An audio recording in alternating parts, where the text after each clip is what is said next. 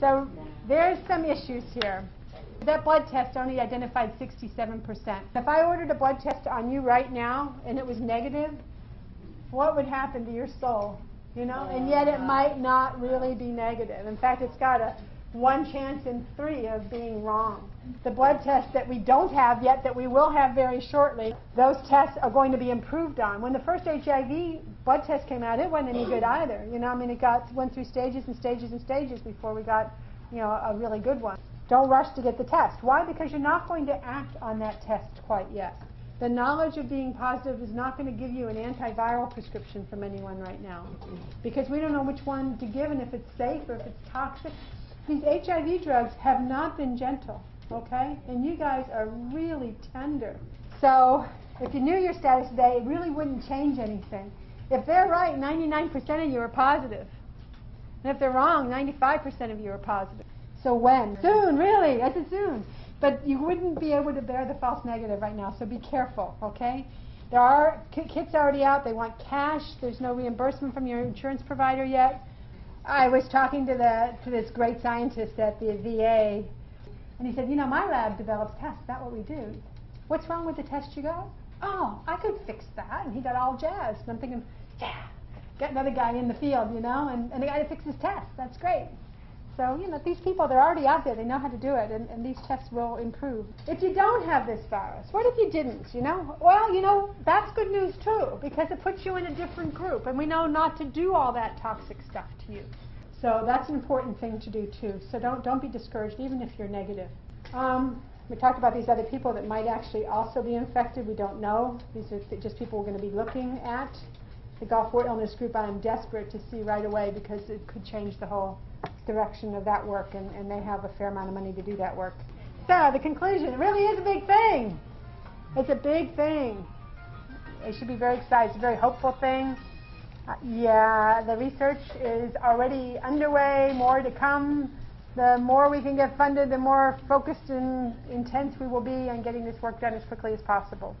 That work we were already doing plays right into this, okay? All the genomics work and all the immunology work, that is all critical to the better understanding of this illness and how this virus plays into it. Those of you that are in our Good Day, Bad Day study, it's nice because I got your stuff already in the freezer. We'll be looking at this virus as quick as we can get access to the assay. And that study, that's a really important study. It looks at people at relatively better times than worse times. We'll know if viral load is causing that. If there's anything about this virus, we're already looking at all the immune parameters and endocrine parameters and everything under the sun. But we're trying to understand what mediates relapse.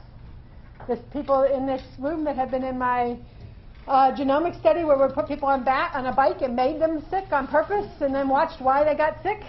That was a heroic thing to do. We appreciate it. We've learned a tremendous amount from that study. We want to continue doing that study.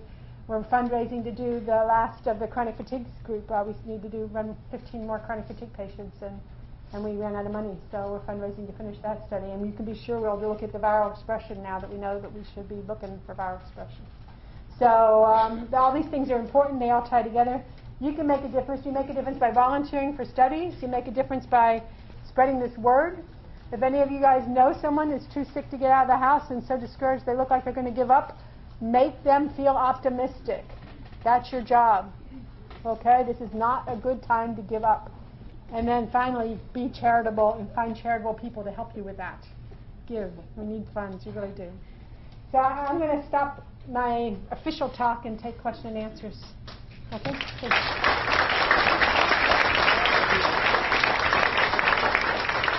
Beth. Over time, you discover and you find the blood test to be able to test your patients, and then you find patients who have done better over time actually do have the virus. What does it mean for those types of patients?